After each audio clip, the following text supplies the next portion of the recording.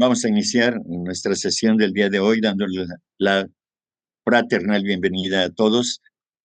Estamos en el capítulo 13 de la clave de la teosofía, cuyo título es Conceptos erróneos acerca de la sociedad teosófica. El subtítulo es que existe tanta prevención contra la sociedad teosófica. Uno de estos factores lo constituye precisamente la participación de los espiritistas con relación a la exposición de los temas que tienen que ver con los estados post-mortem, que desde luego ellos se sintieron en su momento, digamos, perjudicados por para ellos, irrupción de los conceptos teosóficos respecto de esta materia, ¿no? De los estados post-mortem. Entonces dice, ¿por qué y desde cuándo os odian los espiritistas? Y la respuesta es, desde el primer día de la existencia de la sociedad, en cuanto se supo que la sociedad teosófica, como corporación, no creía en las comunicaciones con los espíritus de los muertos, sino que miraba a los llamados espíritus como reflejos astrales de personalidades desencarnadas, cascarones, etcétera, en su mayor parte. Concibieron los espiritistas un odio violento contra nosotros y especialmente contra los fundadores. Sí, en este caso, a la señora Blavatsky, pues la tildaron de todo, le endilgaron ahí varios epítetos, ¿no? Como farsante, como charlatana y cosas por el estilo, ¿no? Porque recordemos que para los espiritistas la comunicación con los cascarones astrales es una realidad como si fueran los verdaderos espíritus desencarnados, cosa que en la sociedad teosófica no cree en ese tipo de comunicaciones y en ese tipo de estados. Eh, es decir, no cree en la sociedad teosófica, no se enseña que la comunicación con esas entidades sea realmente una comunicación con los verdaderos desencarnados. Entonces, precisamente, eh, ellos, los espiritistas, se lanzaron en contra de la sociedad teosófica por difundir eso, que ellos tenían muchos años ya que estaban participando, comunicando a la sociedad de ese tiempo. Entonces ellos sintieron que estaba siendo perjudicada su actividad y entonces pues eh, el resultado de todo esto fue que se lanzaron con todo contra la sociedad teosófica y particularmente contra la señora Blavatsky, que fue la que recibió mayormente todos los insultos que pudieron proferir en contra de ella, ¿no? Entonces, ese es el parte de lo que tuvieron que padecer los fundadores, los dirigentes de la sociedad teosófica en ese momento, porque no solamente ellos, sino como veremos más adelante, también la iglesia se pronunció en contra de la sociedad teosófica también. Levantaste la mano por ahí, Salomón. Sí, Enrique, gracias. Sí. Oye, dos cosas. Una es, los espiritistas de ese tiempo de la señora Blavatsky eran como más auténticos, supongo, cosa que hoy en día existen todavía o hay muy pocos o cómo está eso, ¿no? Por un lado. Por otro lado, en realidad un espiritista de ese tiempo puede relacionarse con el cascarón del familiar que solicita se le pueda invocar o puede entrar cualquier cascarón. Sí, no, lo que pasa realmente es de que son los mediums, porque son los mediums los que hacen ese trabajo, ¿sí? Entonces ellos hacen creer, es decir, los espiritistas utilizan mediums. Esos mediums, por supuesto, creen en que están contactando a verdaderos espíritus, es decir, digámoslo así, a las personalidades de los desencarnados. Y entonces, pero definitivamente no, no es esto verdadero, porque un medium puede leer, como tiene clarividencia, en cierto grado, puede leer los pensamientos y las emociones de las personas que van a consultar, y entonces, de esa manera, es como cualquier entidad que se presente, digamos, cualquier cascarón que haya ahí, puede en un momento determinado hacer esas funciones, pero no realmente, pues no es el espíritu desencarnado propiamente. Dice la señora Blavatsky que eso no es posible. ¿Sí? Entonces, eh, es en función de ello. Y la otra pregunta que era, Que si los mediums nuevos, modernos, o sea, ah, siguen siendo lo mismo que hacían en la antigüedad, o ya no sí, hay, o sí, esa corriente sigue existiendo, por supuesto. Eh, sigue, sigue habiendo en las escuelas espíritas y todo esto, ¿no? Y generalmente eh, concurren ahí para capacitarse, digamos, entre comillas, para poder tener esas disque comunicaciones con los espíritus desencarnados, personas que tienen un desarrollo, eh, digamos, eh, de cierta clarividencia, ¿no? Entonces, ellos, pues, son atraídos a esos círculos espíritas y es ahí donde ellos realizan ese tipo de actividades, ¿sí? Aquí el problema es de que se entiende, se sabe que pues se cobra por ese tipo de servicio, ¿no? Generalmente.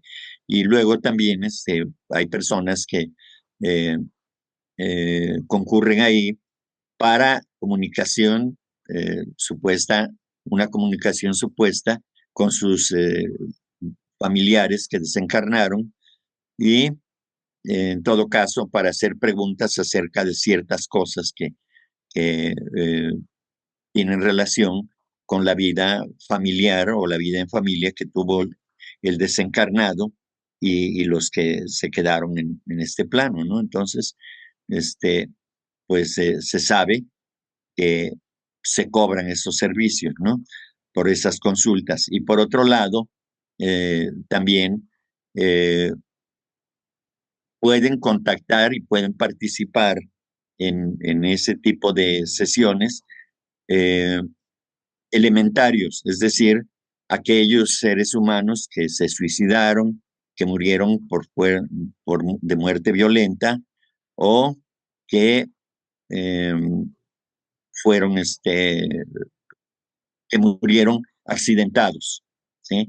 Esos seres humanos, como lo dice Franz Hartmann, y lo repite la señora Blavatsky, que el ser humano pues tiene un tiempo determinado para vivir de acuerdo a la ley de karma y que definitivamente debe cumplirse esa, ese tiempo en el que tienen que vivir en este plano, así como nosotros conocemos la vida y cómo actuamos, de tal manera que si es asesinado, si muere por accidente, se suicida, eso no lo va a salvar de seguir consciente ahora en el otro plano, como si estuviera en este propio plano, pero ya no va a poder tener contacto,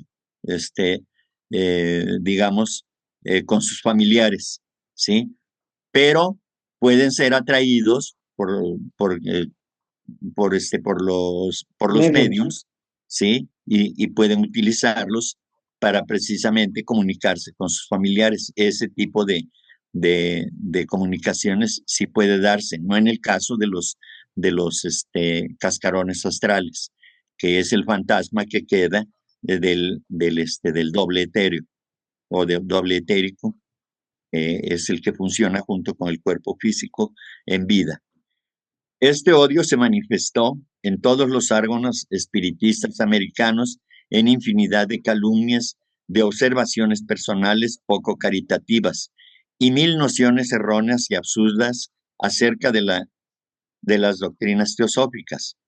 Fuimos perseguidos, denunciados e insultados durante muchos años. Esto empezó en 1875 y continúa hoy día, en aquellos tiempos, ¿sí? Y hoy, desde luego, si platicáramos con personas de círculo espiritista, pues seguramente que seguirían sosteniendo la versión que ellos tienen acerca de la comunicación con los muertos, ¿sí? Eh, en 1879 el centro de la Sociedad Teosófica se trasladó a Nueva York, a Bombay, de Nueva York a Bombay, India, y después a Madras definitivamente, hoy se conoce como Chennai. Cuando la primera rama de nuestra Sociedad Teosófica inglesa se fundó en Londres, los espiritistas ingleses se levantaron en armas contra nosotros, como lo habían hecho los americanos. Luego siguieron los espiritistas franceses. Y así, en aquellos tiempos, hoy ya no ocurre eso. Hoy tenemos, afortunadamente, mayor libertad en cuanto a las expresiones que podemos encontrar de diferentes eh, corrientes llamadas espirituales y que pues por ahí andan.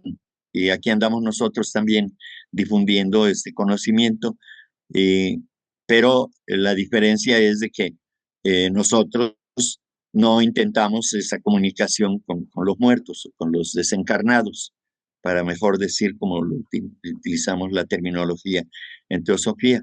Pero en el caso de los espiritistas, pues siguen con sus prácticas y desde luego que chocan con lo que nosotros creemos respecto de eso. Ellos creen por su parte que sí hay esa comunicación con los desencarnados y nosotros creemos que no es así, ¿verdad? Ya a lo largo del estudio que hemos realizado en las semanas que hemos o en las sesiones que hemos participado, este conocimiento a lo largo de este año, pues hemos encontrado varias explicaciones de la señora Blavatsky al respecto. Entonces, eso no es posible solamente en el caso de los casos en que ya comenté, que son los suicidas, los que mueren por accidente o los que son asesinados. Solamente en esos casos hay la posibilidad porque siguen vivos, es decir, siguen conscientes. No quiere decir que los que mueren de muerte natural no sigan vivos, por supuesto que siguen vivos, pero están conscientes en otros planos y ya nada tienen que ver con este plano. Fundamentalmente esa es la enseñanza. Luego dice la pregunta, ¿pero por qué razón encontráis, encontréis hostilidad en el clero cuando después de todo no la tendencia principal de las doctrinas teosóficas se opone al materialismo, el gran enemigo de todas las formas de religión en nuestros días? Y la respuesta es, el clero se opuso a nosotros basándose en el principio general de que aquel que no está conmigo está contra mí. Como no concuerda la teosofía con ninguna secta o credo, se la considera enemiga de ellos, porque enseña que todos están más o menos equivocados. Nos odiaron los misioneros en la India y trataron de destruirnos, porque vieron que lo más florido de la juventud india ilustrada, así como los brahmines, que son inabordables para ellos, se unían a la sociedad en gran número. Y, sin embargo, aparte de ese odio general de clase, la sociedad teosófica cuenta entre sus filas con muchos eclesiásticos y hasta uno o dos obispos. Bien, pues decía, ¿no? Cuando utilizamos el término irrupción, queremos decir que para aquellos que se sintieron, digamos, perjudicados, para ellos fue una irrupción, es decir, intervenir violentamente aparecer violentamente en el escenario de estas creencias que eran contrarias, por supuesto, a lo que ellos enseñaban y practicaban en esos tiempos, ¿no? Entonces, por eso había tanta molestia y porque estaban viendo que estaban despertando la gente a una nueva manera de entender el asunto de la comunicación eh, probable o cierta con los seres de los otros planos. Entonces, eso de alguna manera a ellos les molestó y por eso precisamente es de que había tanta inconformidad y tanta crítica y tantos ataques hacia la sociedad teosófica y a sus dirigentes, ¿no? Y sobre todo que la sociedad teosófica estaba, digamos, atrayendo a personalidades importantes del mundo de la educación, del mundo de la ciencia y hasta religiosos, como el señor Bitter, por ejemplo, y otros religiosos que en su tiempo estuvieron del lado de la creencia teosófica. Enrique, una pregunta. ¿Y actualmente también el clero sigue, digamos, atacando, estar en contra de la sociedad teosófica? Eh, pues no es que estén en contra, porque pues no hay esa situación, ¿no? Muy abierta, ¿no? Pero si nosotros hablamos con un sacerdote o un pastor, un guía espiritual de las religiones que conocemos, pues generalmente pues no van a estar de acuerdo con nosotros. Eh, Encontrarán otra explicación y demás, pero ya no hay esa violencia, por supuesto, ¿sí? Eh, Aquí en México, eh, la empresa de televisión denominada Televisa estaba asociada con una revista que se llama, muy interesante, creo, no sé si se edita en España o no sé dónde, pero entonces abarca o trata diversos temas en general, ¿no? Y entonces en un artículo precisamente critican a la señora Blavatsky y la ponen como racista, ¿sí? Pero no específicamente una religión, sino eh, los medios de comunicación o quienes escriben esto, pero no necesariamente que sean religiosos. Ya no hay esa situación, porque recordemos que además dentro de las filas de la sociedad teosófica, pues surgió la corriente y se creó la Iglesia Católica Liberal, ¿sí? De la cual, pues el hermano Gaspar Torres era obispo, ¿sí? Ricardo Lindemann de Brasil actualmente acaba de dar una plática el domingo, también creo que es obispo de la Iglesia Católica Liberal, y así, pero ya no hay ese ataque, digamos, furibundo, agresivo hoy en día para la sociedad teosófica. Y eso yo creo que tiene que ver con la entrada de la era de Acuario también. Entonces, pues está abriéndose más oportunidades, más opciones para la tolerancia de parte de la sociedad en general, de parte de la sociedad humana en general, para poder abordar, poder interesarse en una enorme diversidad de temas como lo sabemos, ¿no? Eso es lo Pues sí, efectivamente, mira, afortunadamente estamos en un país libre de pensamiento y inclusive hasta de religiones, ¿no? Pero no te creas, todavía sí hay muchas personas que son eh, así extremadamente muchas, ¿no? Yo tengo pues algunas amistades que no, A o ver, sea, Rosy, perdón, de perdón. todo, ¿no? Sí, pero bueno, no sé si estés abordando con base en lo que preguntó Juan Carlos. Él preguntó específicamente acerca si de las religiones, no de las personas que son seguidores de una u otra religión, sino las autoridades eclesiásticas. Ah, ok, Entendí ok. yo esa pregunta. Ajá. Sí, hay todavía mucha gente de todas maneras que no está de acuerdo, pero Sí, bueno, muy respetable, cada quien en su nivel y en su momento, ¿verdad? Efectivamente. sí, sí, así es.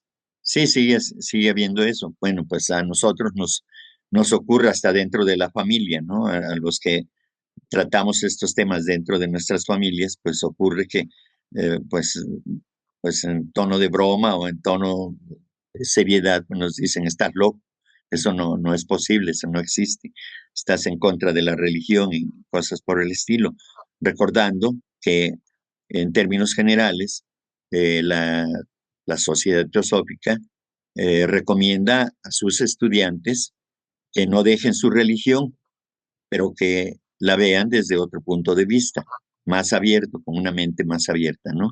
Por eso el segundo objetivo de la sociedad teosófica es hacer un estudio comparado de ciencia, filosofía y religión, precisamente porque los conceptos teosóficos son universales. Varios de los miembros de ellos formaban parte de, de vuestra sociedad, dice la pregunta, ¿no?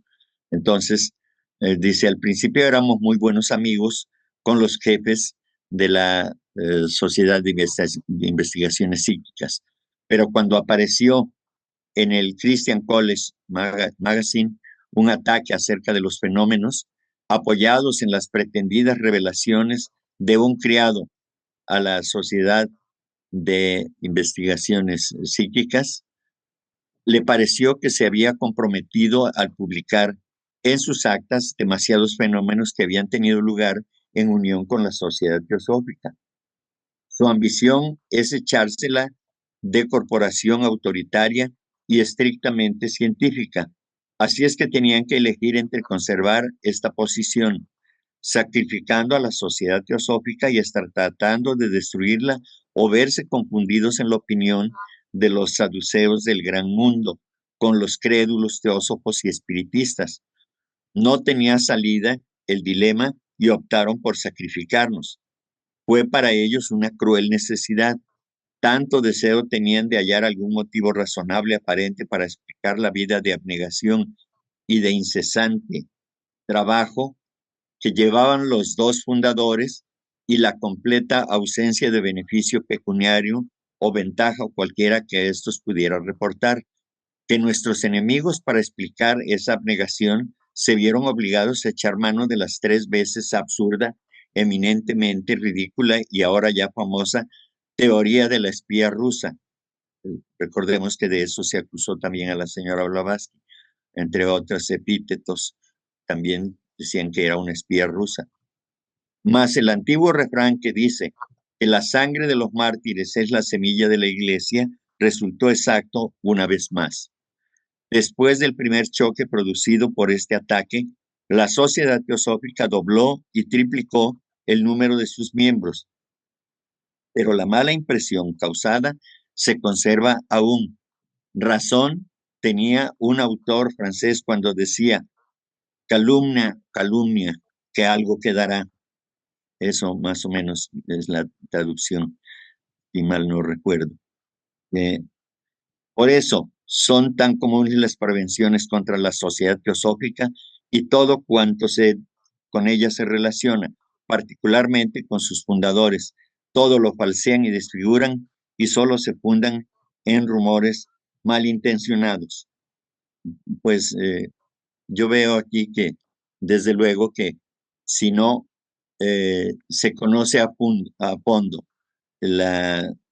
los objetivos, las premisas en las que se fundamenta la enseñanza teosófica, y solamente se sienten, digamos, perjudicados por la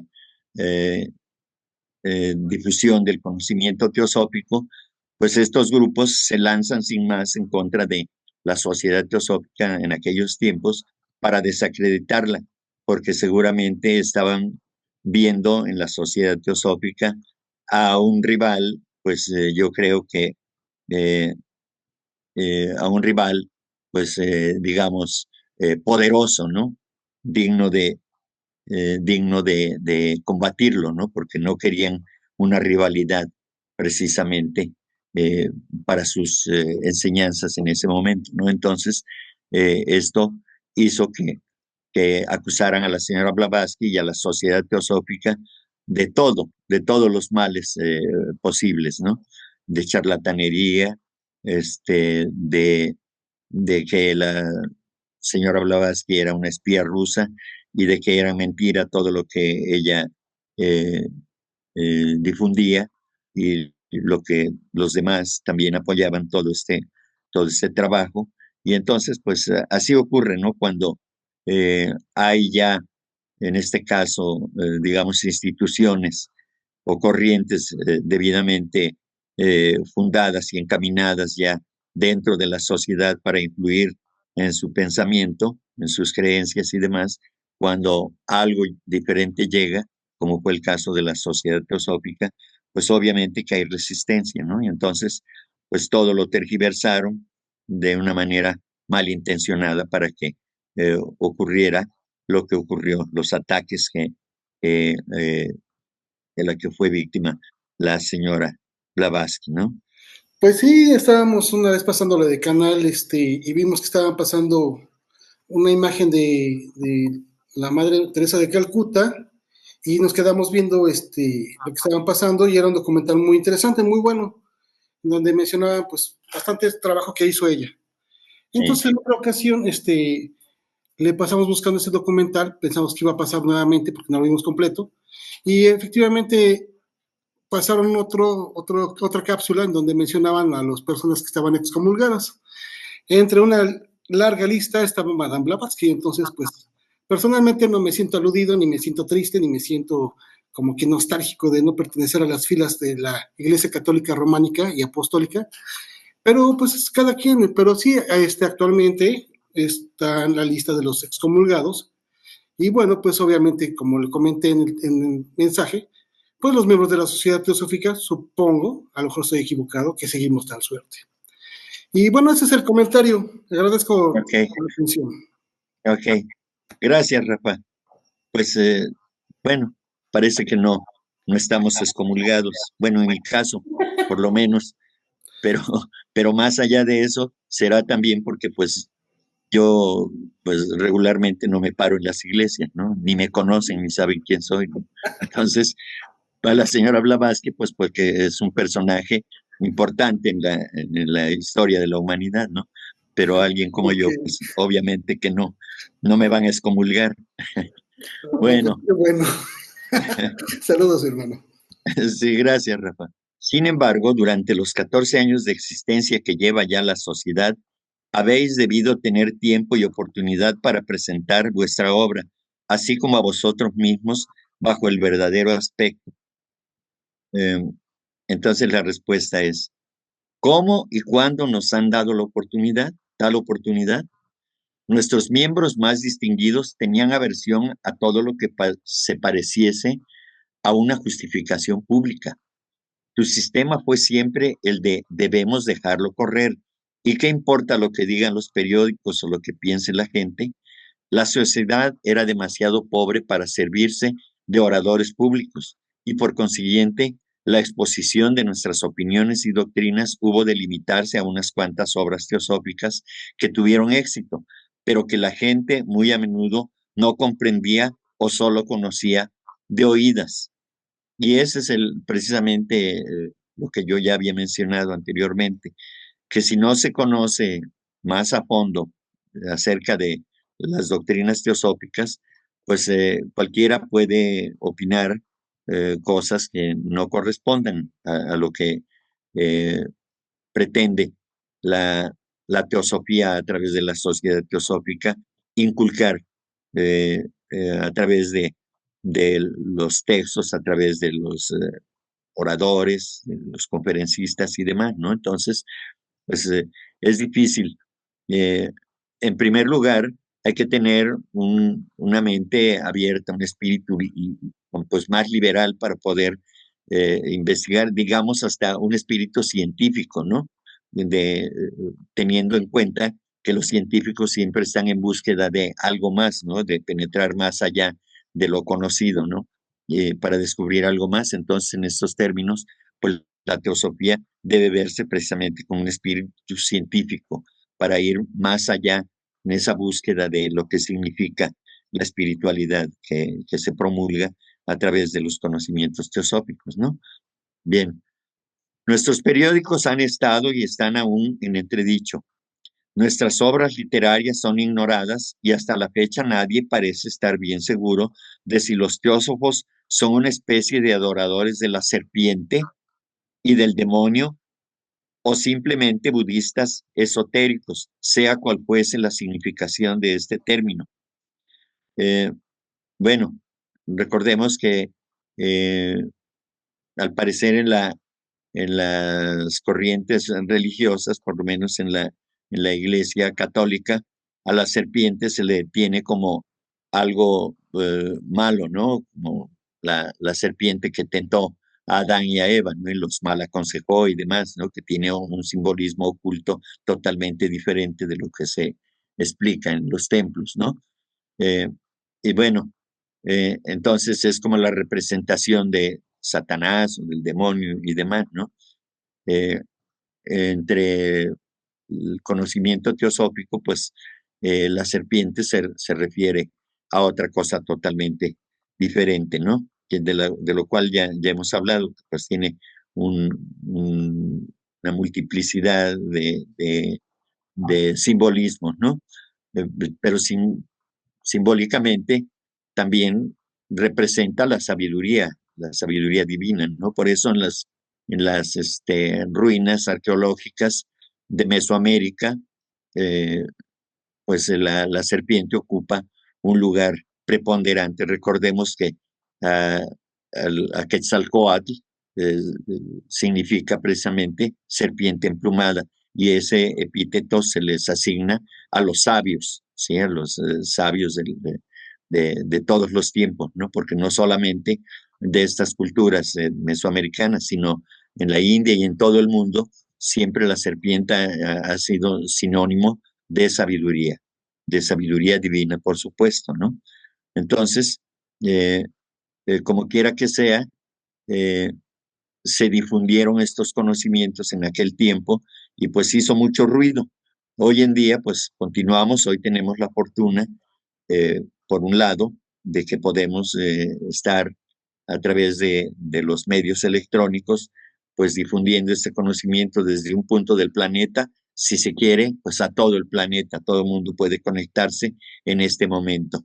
Ahora sí que diremos en el aquí y en el ahora, en vivo directamente, y entonces es una gran ventaja relacionada o comparada con lo que vivieron los primeros teósofos que estaban circunscritos a espacios muy reducidos y que pues aún así tuvieron muchas dificultades, ¿no? Muchos obstáculos, pero pues es el karma de la propia sociedad y es el karma de la humanidad y entonces pues estamos hoy en día pues transmitiendo, platicando, conversando y tratando de hacer llegar estos conocimientos de esta manera, ¿no? Entonces, todo esto es, es motivo de comentarios, por supuesto, como ya había dicho, en los círculos de trabajo, en los círculos familiares y en la sociedad en general, pues hay quien ya cree ahora, por ejemplo, en las enseñanzas que por primera vez la señora Blavatsky hizo posible que se difundiera acerca de la reencarnación, por ejemplo, de manera más universal y sobre karma. El término karma hoy en día es universalmente pues conocido, ¿no? Algunos, aunque no entiendan cómo funciona la ley de karma, pero se utiliza. ¿Por qué? Porque ya está en el vocabulario de la mayoría de las personas, ¿no? Entonces, todo este conocimiento pues va ayudando como quiera que sea. Bien. Luego dice, la humana naturaleza está desgraciadamente constituida de tal modo que el bien que de una persona se dice se olvida y no se vuelve a repetir, pero hasta proferir una calumnia o inventar una historia, por absurda o falsa o increíble que sea, con tal que se relacione con un nombre impopular para que tenga éxito y quede aceptada en adelante como un hecho histórico. Semejante a la calumnia de don Basilio, surge el rumor al principio ligero, como la suave brisa que nace de donde nadie sabe y que apenas agita la hierba que pisamos, se transforma en fuerte viento, empieza el temporal y se convierte en furiosa tempestad. Bueno, una calumnia es entre las noticias lo que un octopus entre los peces, se introduce en la mente, se apodera de nuestra memoria, que con ella se alimenta y deja señales indelebles, aún después de haber sido destruida materialmente.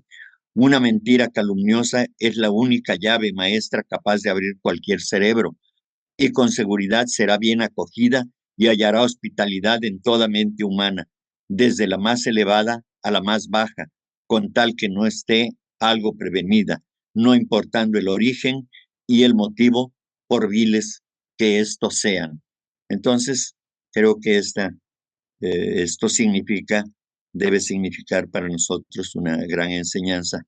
Nuestras palabras, desde luego, tienen mucho poder, en algunos casos tienen poder, como quiera que sea, lo que emitimos a través de la voz, pues tiene su importancia, y desde luego que cuando hay una situación de esta naturaleza, pues como quiera que sea, va a llegar a algún lugar, va a alcanzar algún destino, y se trata de que pues tratemos de comprender todo esto en lo que realmente significa.